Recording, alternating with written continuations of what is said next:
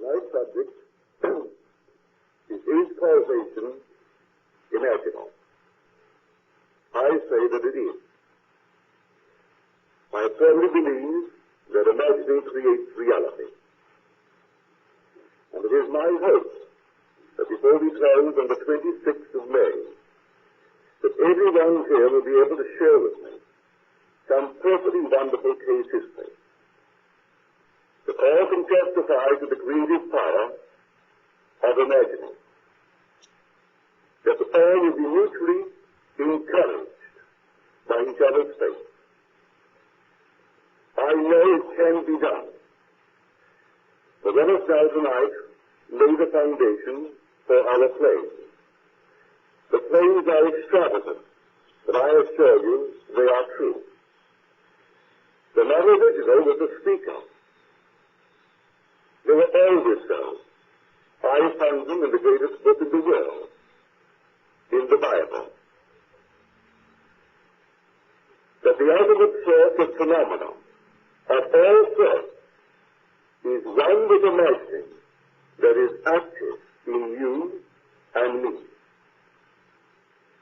That imagination, was, is, and always will be the primary source of everything that comes into our life. There aren't two sources, there aren't two causes, there aren't two gods. So when you speak of the Lord in the Scriptures, the other person thinks in terms of some external being. Can't quite visualize it, but something external to himself. So let us turn now to the book. Here you say, he was in the beginning with God. All things were made through him, and without him was not anything made that was made. Here the evangelist John declares that all things without exception were made by him, who from all eternity was with God. So who is God then? We say God is the source, and we speak now of a person in the third person, by him. What is this person? Who is it? If I tell you that God is your own wonderful human imagination, and God in action is simply imagining. In the Scripture it is called Christ. If you study it carefully, Christ is defined for us in Paul's first letter to the Corinthians as the power and the wisdom of God. So God in action is called Christ. Imagination in action is imagining. That is Christ, if you want to use the word. But now we will go back to the great book of Isaiah. It is said in the 53rd chapter, which is called by all scholars the great Messianic chapter, where one suffers for others. And we are told that the Lord placed upon him the iniquities of us all. The Lord placed upon him, but it seems to be another, our iniquities. If you stop there, you think in terms of what the church tells you, that some being 2,000 years ago took upon himself our sins, our iniquities, our mischief, our wickedness, and there he expiates them in his body. But now you mustn't stop there. Let us read the book carefully.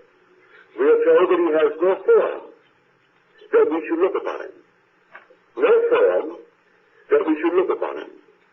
And no beauty that we should desire him. Now let us turn over from the 53rd chapter to the 64th chapter. And you listen to it carefully. There is no one that calls upon thy name, and bestows himself to take hold of thee. Thou hidest thy face from us, and deliverest us into the hand of our iniquities. Now the iniquities were placed upon him. Now we are told in the same book, thou delivered us into thy hand. Our iniquities delivered upon us. Now listen to this carefully. Yet, O Lord, thou art our Father. We are the clay. And thou art our potter. We are all the work of thy hand. Now the word translated Lord is I am. Yes, Lord, thou art our Father. The word is I am. Father is my source, my begetter, my creator. The word translated potter, thou art our potter. The word translated potter means imagination. So I am has no form. Is first to assume that it is man to have form. But I am in itself has no form. So the poet could say, if thou humblest thyself, thou humblest me. Thou too dwellest in eternity. Thou art a man. God is no more. Thy own humanity, learn to adore, is no more. You are a man. God is no more. God is man. So the Lord is I am. But it becomes personified. And the personification of I am is man. If I say, I am rich, I am poor, I mean I am a rich man, or I am a poor man. I don't mean a rich worm or a poor worm, I mean I am a rich man, or I am a poor man. Let me now leave off for one moment imagining myself to be poor. And where do you suppose that I, the poor man, would be? Where do you suppose I would be, a poor man, if I left off for one moment imagining that I am poor? It would vanish and leave no trace behind it. If I dared to leave off imagining that I am limited, then the being that is assuming, by imagining, by dreaming itself limited, it would simply cease to be. I am can't cease to be, and I am man can't cease to be. But every claim that I make for myself as man will cease to be if I stop imagining it. And so here, yet thou art our Father, O Lord. Thou art our potter. And Father, thou art my imagination. So I am saying that I am is the Father, and these are my imagination. That's what that chapter is telling me. It's the 61st chapter, the 7th and 8th verses of the book of Isaiah. He said, I am the Lord, there is no other. I form light and create darkness. I make weal and create woe. I, the Lord, do all these things. There is no other power in the world to do anything but. But what an indictment. There is no one that calls upon thy name. No one bestirs himself to take hold of thee. What an indictment. And now we're told, why do you hide your face? And then he tells us, in the 31st chapter, the book of Deuteronomy, why he hides his face from our wickedness. And he does it because we have turned to other gods. The only reason in the world that he hides his face from man is because man turns to other gods. If man did not turn to another God, and trust only the one God, which is I am, There was nothing impossible to it, but nothing. The minute he turns to another God and rationalizes anything, well then he turns from the only God, and he brings upon himself strange things and all the wickedness of the world. If I dare to assume that this building is mine, it's now owned by the club. The club has hundreds and hundreds of members, and so it belongs to the members. It's the club. But without consulting the members, if I would not rationalize it, try to scheme to get it, if I so desired this building, and I dare to assume that it is mine, just as though I would say the tie is mine, and not raise a finger to make it so, or to rationalize it, or to in any way influence anyone in the club to become a spokesman for me, just it is mine, and sleep in the assumption that it is so. In a way I do not know, without hurt to anyone, they will all want to get rid of the club and buy some other place. And it will not be a hurt to any member. No one will be hurt, and all will be mutually benefited, and I will get the club, if I so desire it. God forbid. But nevertheless, that's how the law works. Now let me tell you a story. I want you all to really take it seriously and write me a story. You can write them this week if you really will apply it. You first must accept the fact there's only one God, and that one God is not outside. He is your own wonderful human imagination. When you say, I am has no form, but that I am man, he has a form. That's God. Thou art a man, God is no more. I am, that's God. You start right there. Now a gentleman wrote me a letter which I received last Thursday night. He's here tonight, he and his wife and a friend. He did not tell me I could tell it in the correct form, but I'm going to tell it. It's a very lovely thing. No one but the gentleman, his wife, and his friend know who they are. But it's a wonderful story, and you should hear it. So I live in the hills above Sunset Strip.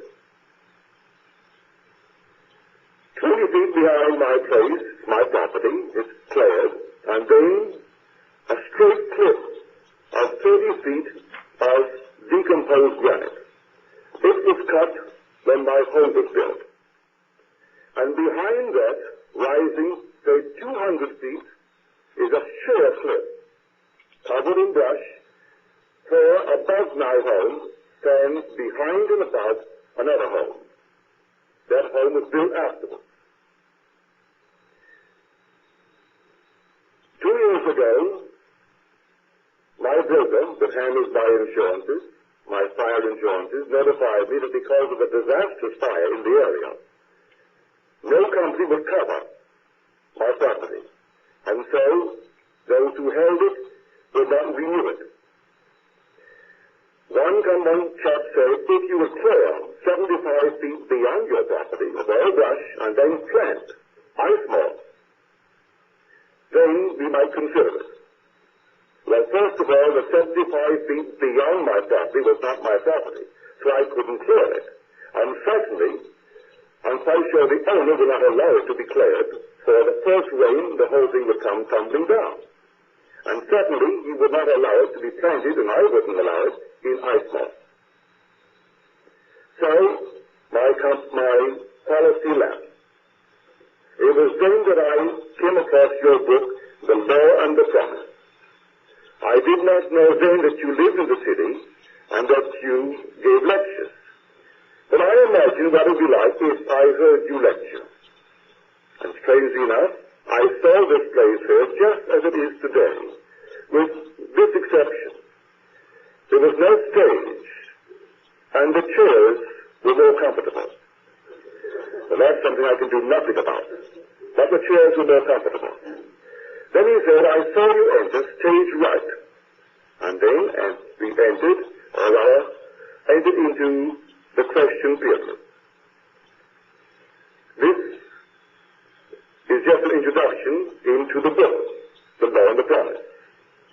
Having read it, I thought, well now, here's my problem, I'm not covered. So I will take in my imaginary hand a policy and just feel it. And so I felt the policy in my hand. And when I began through the day to think in terms of the problem and to talk mentally with anyone, I came back to the end, the policy in my hand. And every time that I was diverted, trying to rationalize it, I came back to the end, the policy in my hand. Well, the next day, a woman called me who takes care of my accounts. She's in the office of my business manager. She called on an entirely different matter. But while I had her on the wire, I told her of my difficulty. And she said that her office takes care of the tax returns of another broker. That she would talk to him that day and call me back, which she did. And said that he agreed to take half the policy. He would send his investigators around to examine the property. Then I found myself talking with these investigators mentally, trying to persuade them that brush was essential, that you had to have brush or the very first rain, or the decomposed granite would come down, which I knew when this man built his home 200 feet behind and above me. For the first rain, my yard was filled with this decomposed granite, and it took the man himself over a week to cart it away. So I knew the brush was essential. But then again I said, I am not doing the right thing. Here I am talking with these people mentally. Then I must go back to the policy. So he goes back to the policy in his hand. Why argue with these men at all? Let them come and see the property. For I will simply go to the end and hold the policy in my hand. Which he did. The woman called him back the next day and said that the new broker had found another insurance company that was willing to take the other half of the policy without investigation, without any clearing of brush. But there would be a $300 surcharge, an increase in the taxes. But the man who arranged the whole thing said that he could juggle the policy and then take it off at some other place in the policy. Therefore, really, in the end, he would not be paying any more. The $300 would be taken from elsewhere in the policy by a certain juggling of, I don't know what it is, but he juggled the policy. So really they only paid the same amount of money that they intended to pay. Then he said, we had an enormous rain. A month later, I had my policy completely covered now. And there was a huge rain. And brush or no brush, came an enormous amount of that hail right down into my yard. I looked at it and I said, at least 2 full truckloads. Too much for a big trucking company and not enough. Too much for a little trucking company and not enough for a big trucking company. So I looked at it, where would I turn? To whom would I go? And so I looked at the whole thing and I said, to hell with it. I will now see nothing but green now. Just as I did before, I will see green. I won't even see this decomposed stuff in my yard. So it's my custom that I go for a 2 or 3 mile walk every morning. I take my car down to the foot of the hill and walk on flatter ground, which is Sunset Strip. And so I take my walk on Sunset. As I came back and got into my car, there was a man standing his way asking for a ride up the hill. So I gave him a lift. And he told me that he washes cars for a living. But the rain had washed all the cars and he had no job today. So when I explained to him my difficulty with all this in my yard, and he asked me if I would allow him to cart it away for me, that he charged $1.25 an hour. I told him that wasn't enough. He said, that's my price, and I don't want to disturb it. $1.25 an hour. So that day, he carted the entire amount onto the adjoining vacant lot and covered up all the dry brush, and therefore brought down the hazard. For all this was very, very dry and brittle, and by covering the entire area with this enormous amount in his yard, it simply lessened the fire hazard. The next day, he called again, and he said, the cars are still clean. I wondered if you could give me a job today. Well, he said, I wanted for the longest while to plant some roses near a certain fence of mine. But there was a hedge there. And so I said to him, you could move the hedge up against the hill, all well and good. But that's exactly what I've seen, green all over the place. So I went out and left him with the job. When I came back, the whole place was green as I had in my imagination had seen it. Now he said, I must tell you something about this man. His name is Eddie. That's all I call him. He introduced himself as Eddie. He said, I think he's my bad dream, because I can't seem to do anything for Eddie. I can't now even bring him into my mind. I tried to see him in a different state, and I failed. I can't even bring him into my mind now. But this is Eddie. He is 54 years old, and in the 30s his mother died, and he tried to commit suicide. Well, he failed, and he was put into an asylum for the mildly insane. He felt himself an outcast, a social outcast, and unwanted. And so the stranger who wrote the letter said, of course I can see that this hotel, when he goes to a bathtub, and so he has a point there, if he's unwanted. But nevertheless, he feels unwanted, and so he ran away from this asylum. The police got him and brought him back. The asylum didn't want him, neither did the police want him. So he was set free. And he lives on $100 a month from a $20,000 trust fund, and what he can make from washing cars and odd jobs. But Eddie, when he saves a few dollars, he goes to the desert to hunt for gold. Or he goes to the mountains. He calls it my prospector's act. Well, this day, a few months ago, he went off on his great act. And as he was approaching a hill in the distance, he heard a voice say, I am. He was startled. He looked around, not a soul in sight for miles around. The voice repeated itself, this time louder. I am. This time he thought it must be coming from some helicopter, maybe some person with a PA system. It's simply speaking from above, so he looked up, not a thing in the skies. And so, the third time the voice came back, do not come up here. I am. But he was curious, so he started towards the top of the hill where he thought. This time it came from the hill. When he got up to the hill, there he came across a 4-foot rattler. It wasn't cold, just stretched out, staring at him. But he said it didn't have a human face, and he didn't take it out and put it in his purse, as the lady did. He simply ran. Now that is Eddie's story, he said, just as it happened, and so I will share with you and tell you as it was told to me. Now, maybe I shouldn't work my imagination any more for Eddie. Maybe Eddie is on a higher level of consciousness than I am.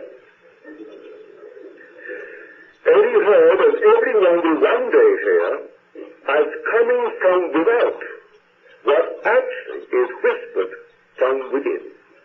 When you read it in the 3rd chapter of Exodus, and the Lord God said unto Moses, go say, I am that I am. And when they ask you, who sent you, just say, I am has sent you.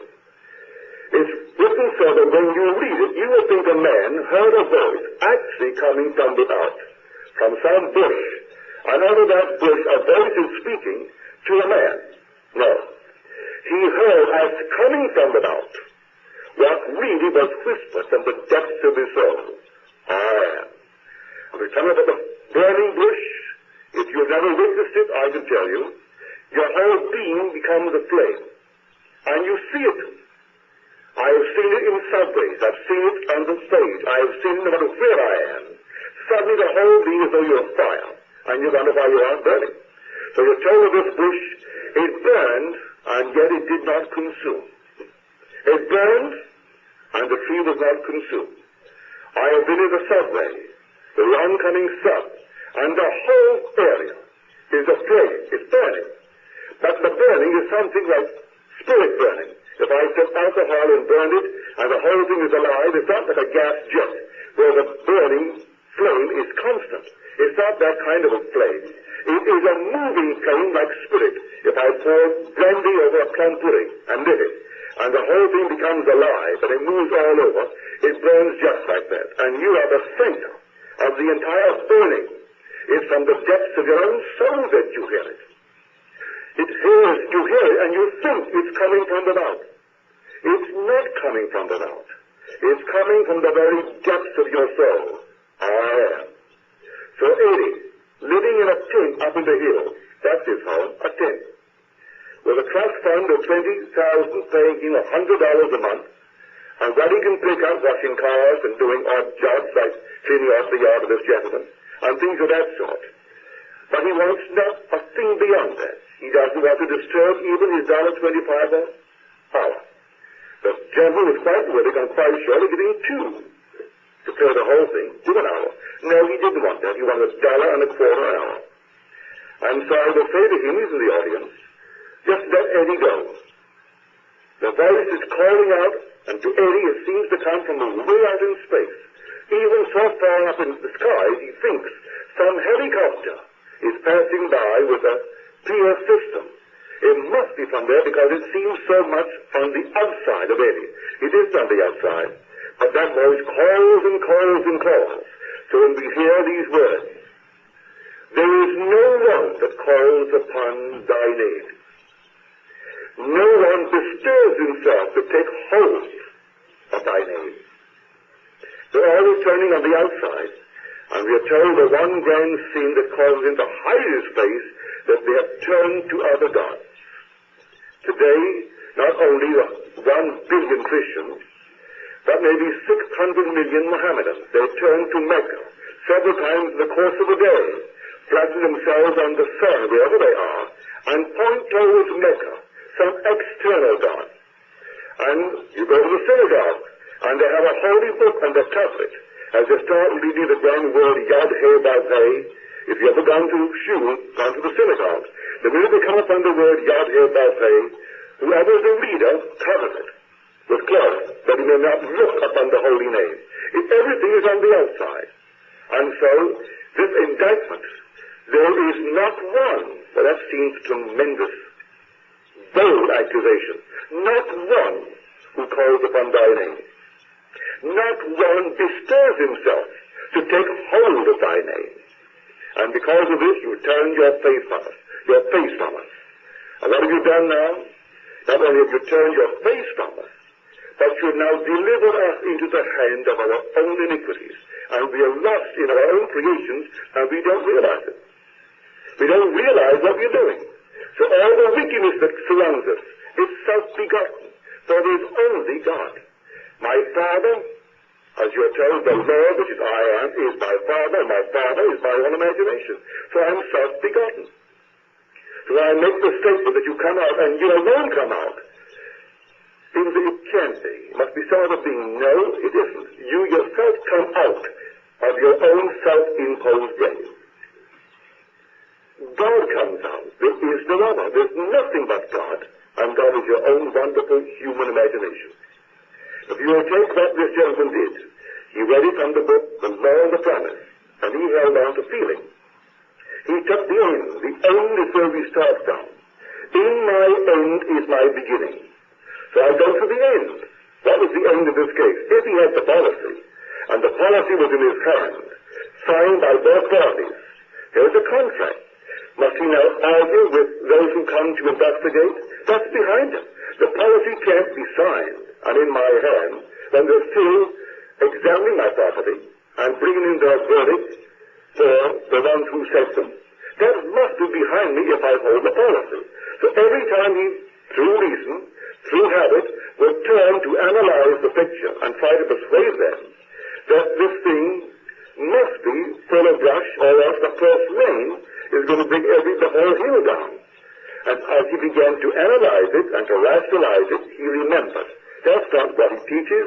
He teaches that you go to the end. So he took the thing once more in his hand and he held it. And felt the policy.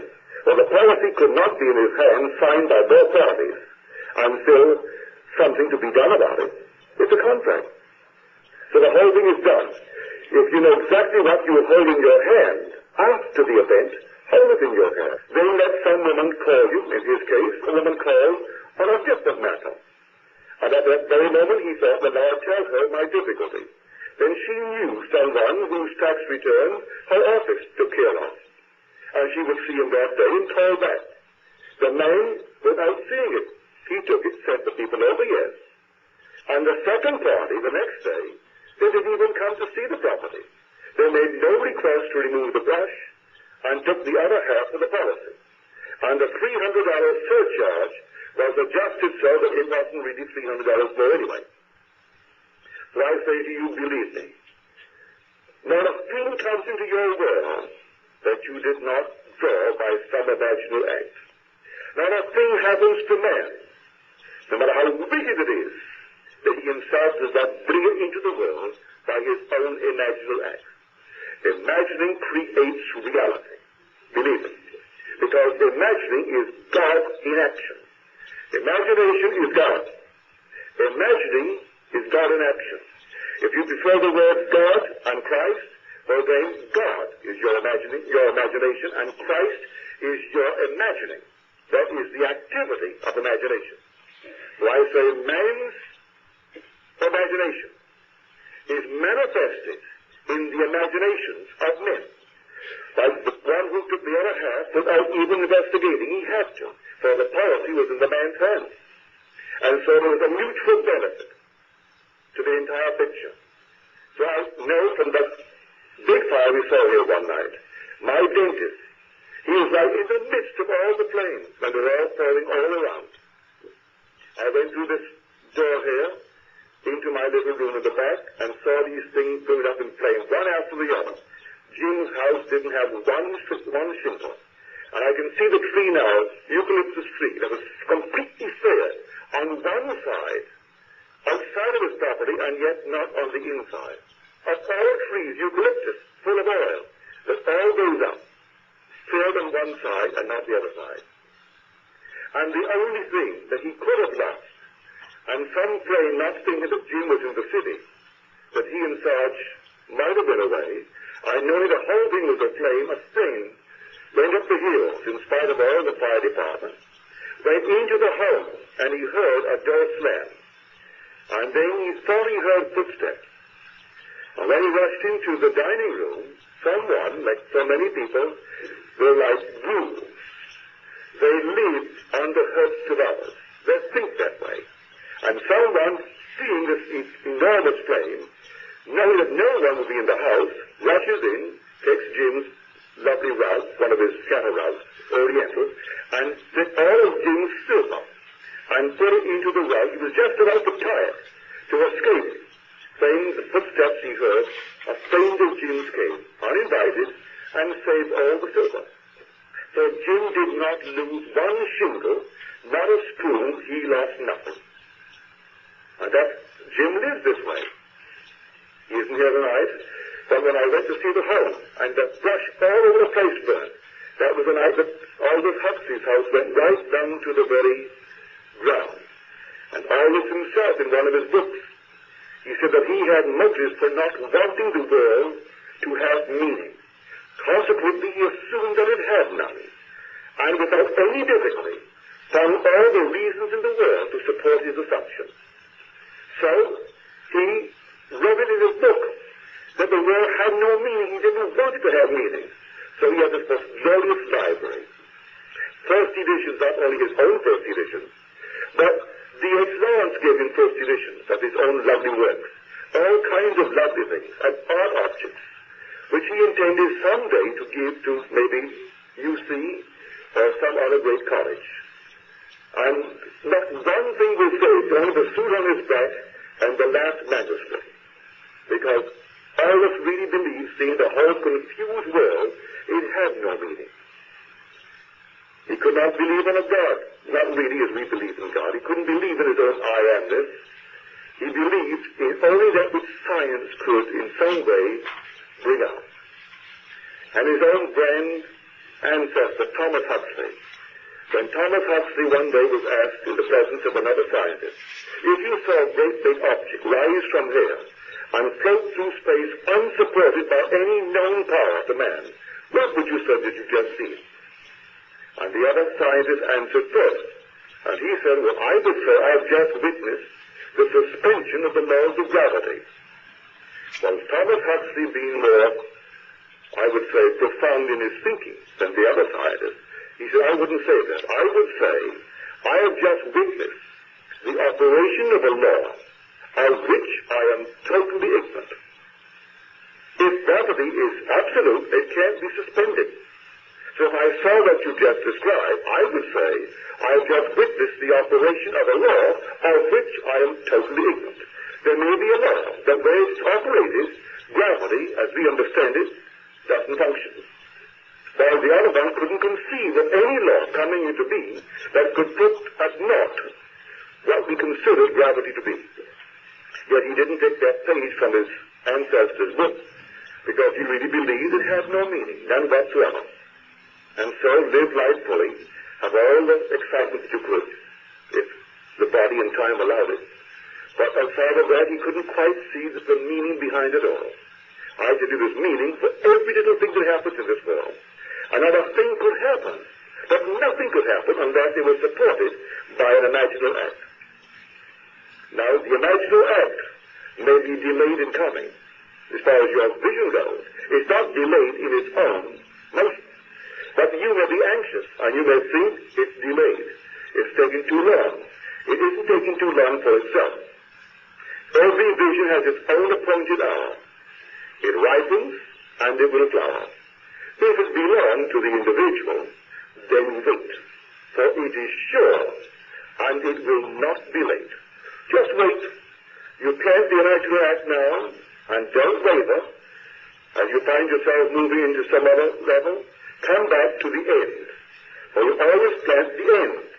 He saw the green, and a total stranger is thumbing his way up the hill. And he is the one to make it green. He moves his whole thing away and puts it on dry brush. And then he brings back this revelation to my friend, where a simple person living in a tent, unkempt, with little to look forward to in this world, and yet in the stillness of the desert, he could hear, I am. Don't come up here, I am. Didn't say, I am this, I am that, I am the other, simply I am. From the depths of his soul, it is stirring. Who is stirring? He is stirring, trying to come to the surface. And he thinks it's on the outside. It sounds so loud when you hear it. If anyone stood in his presence, do you know no one else would have heard it? If he had 1,000 people around him, he and he alone would have heard it. That's scripture. Only the one who has the experience hears it. Read it carefully. And when the dove descended, only he on whom he descended, if you read it in the first chapter of the book of Mark, it is recorded by the evangelist as though, not that he had witnessed it, that he had been told by the one who experienced it. But no one but the one who experiences these things really heard it or sees it. So Eddie could be in the presence of 1,000 people, and Eddie alone would have heard the voice he heard 3 times. And 3 times is trying to bring him into himself, but to him it seemed so loud. He was coming from without, but just like a Moses. Eddie heard just what Moses heard, and that which seemed to have come from without was really coming from the depths of his soul. So to everyone here, when you read your Bible and you come across the Lord, I am the Lord, thy God, and besides me there is no God. I am thy Savior, and there is no other Savior. You read that in the 43rd chapter of Isaiah. Now listen to these words. These are supposed to be the greatest of all the commandments. When he was asked, what's the greatest commandment? This is what he answered. Hear, O Israel, the Lord, our God, is one Lord. And thou shalt love the Lord, your God, with all your heart, with all your soul, and with all your might. Now listen to the words. Hear, Israel, the Lord, that's I am. Our God, our I am, is one I am. Compound unity. Only one God. So don't be concerned about his little I am, or that little I am. There's only one I am. It's all in you. individually. And thou shalt love the Lord, that is the I am, which I am, your I am, with all your might, with all your heart, with all your soul. How could I love my own I am? That's what I'm accused of not doing. I think I love God, and bend my knee before some wooden object on the wall, or some carved thing out of marble, or maybe some precious little diamond, where I carve the so-called image of a man and wear it around my neck. And these other little things, I put the value upon the stone, or maybe the artist who did the carving, and I completely turn to other gods. And that's when God, the real God, hides his face. If I return to the only God, and the only God is your own wonderful I am, has no form when you say I am, but he will have form when you say I am man. It takes on form, and when you see it, it's just like you. That's why I tell you over and over, when you see him, whatever you see him, you're going to see yourself. Only lifted up to the nth degree of beauty and dignity and majesty and a strength of character in your face that you wouldn't dream you would ever attain. But it's just like you. So if anyone should ever come saying, look, there is Christ, or look, here he is, don't believe him. Why? Because the Lord does not yet appear what we shall be. We know when he appears, we shall be like him. And so one day you're going to see him, just as you read in that book of the late Carl Jung, as you read in my little book, The Search, where the same experience, only mine preceded his by many years. His happened in 1944, and mine happened in 1934. But here you come upon a meditative being, and you look closer, and you discover you're looking at yourself. And he said when he saw this wonderful being himself, only raised to the nth degree of beauty, his primal garb is wearing, in profound meditation, and he knew that the way it awoke, he, the one looking at it, would no longer be, because there can't be two of you. You are he. So when he awakes, this vanishes because you are he, that depth-given being that never ceases to be. So you cannot die for the simple reason you are all imagination. Man is all imagination, and God is man, and exists in us, and we in him. The eternal body of man is the imagination, and that is God himself. So really carefully, the Lord, thou art our Father. We are the clay. Thou art our potter. We are all the work of thy hand. Everything is happening to me, the work of thy hand, and it's not thy, meaning a second person, but I am, for it means my imagination. The Lord is my own wonderful human imagination. If I don't believe it and turn to another God, he hides his face from me. For he is not the one to whom I will turn. He is only within me as my own wonderful human imagination. I must trust him implicitly, more than anyone trusts the so-called outside God, because that outside God is a false God. Really carefully, the only reason he hides his face is because they turn to other gods. In that 31st chapter, the 18th verse of Deuteronomy, there's no other reason for him turning and hiding his face. He hides it because of the many wickednesses of man, and because man has turned to another God. Anytime you turn to another God, you hide himself, hide his face. But tonight you try it. And then do with me, or do for me, what that gentleman did.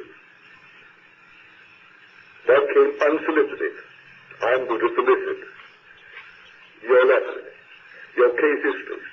So I may from this platform read them and talk about them to encourage everyone who comes here to believe in the only God, the God that cannot die, the God of the living, that you may know you cannot die. You cannot even pass away. This is a being that is awakening in the depths of your soul. And when he awakens, he is God. Always was God. But because of this wonderful experience, and there is no limit to his expansion, you've expanded all the more. There's only a limit to contraction, only a limit to opacity, but no limit to expansion and to translucency. So after the experience here, when you awake within you, all the more translucent, all the more expansive. So now we go into the silence. And in this silence, take something. If you can find something to hold in your hand, a contract, a sum of money, an agreement, I don't care what it is, but something which implies the end has been realized. Don't argue about it, go to the end. And just if you are realizing the end and feeling the end, then all the means necessary to fulfill that end will fall into place. And you don't have to devise any means. And let us go. Are there any questions, please?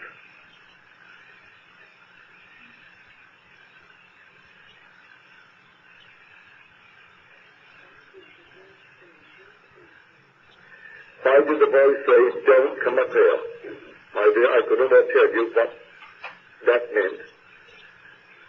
But anything else? To me, just the I am. But his curiosity was aroused and he went up there. The symbolism is perfect. He saw the symbol of God in action, which is a serpent. The serpent was not called to strike, therefore was not dangerous.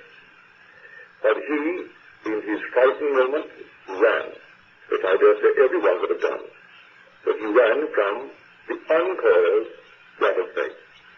But a snake, a serpent, is always a symbol of Christ, and Christ is only the personification of God's activity. It is the power and the wisdom of God. And so he saw symbolize this power, which if he only knows is the activity of his own I am-ness, but he doesn't know that yet. But luckily for us, he could tell it to a man who employed him on these 2 days. And therefore he took him into his confidence and told him. Maybe he would never tell it to anyone else. But he's taking this man into his confidence who has employed him, and he feels that he can trust him. And so he in turn trusted us with a perfectly marvelous revelation. For Eddie heard in the desert, was not one person in sight, not for miles around. And it came so loudly, he looked up to the skies thinking that an airplane, a helicopter, must be passing over with a PA system. That was his reasoning mind. Because what came to him came through, well, the conceptual mind, and therefore modified itself. But nevertheless, he did climb, even that is symbolical. He climbed a hill to see the symbol. So the whole thing was symbolical, really. Everything has meaning in this world, but I could not tell you the exact and precise meaning of don't come up here. In fact, it's a challenge, which is a very good challenge, because every time man is told not to do something, he does it. And so it could be taken in that light. Every commandment is broken because it's negatively stated, thou shalt not. I will offer you any sum of money in this world, but any sum. If I tell you, I'll give it to you, providing you do not think of a monkey. Try not to think of the monkey, or you'll never get the sum of money. The more you try not to think of God, the multiply, you have nothing but monkeys in the world. Because you see the goal as against what you must not do. So thou shalt not. And if you know the story of the Scripture, you broke every commandment. He broke the Sabbath day, therefore he simply turned against the Sabbath God. And so the Sabbath was made for man, not man for the Sabbath. The woman taken in adultery, the Lord said, stone her to death. He forgave her. His parents, honor your parents, honor your father and mother. He said, who are my mother and brothers and sisters? Those who do the will of him that sent me. So he denied earthly parents. No earthly parents to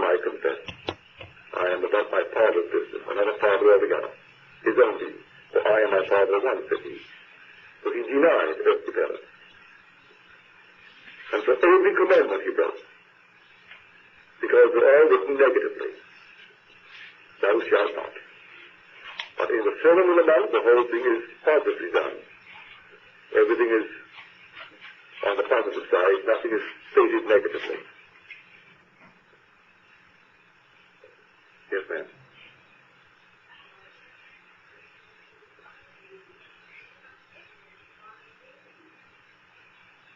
Well, we will bring it down into I am, because it's addressed as thou art. O Lord, I'm addressing an am I not? O Lord, thou art our Father. Is that not the second person?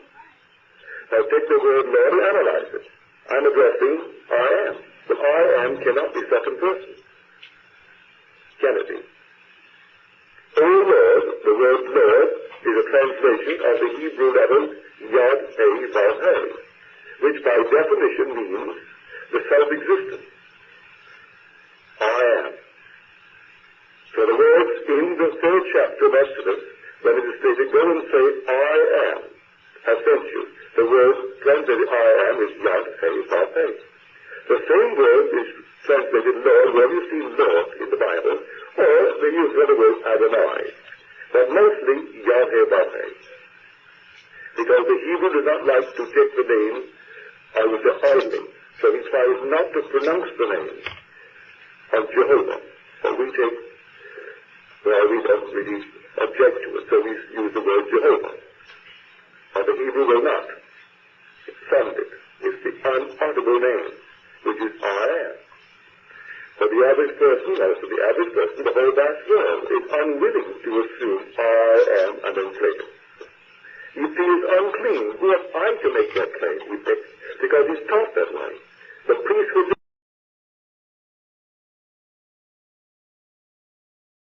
Sorry, folks, this recording ends abruptly. It's an old recording. It was recorded before I was born. Can't do anything about it.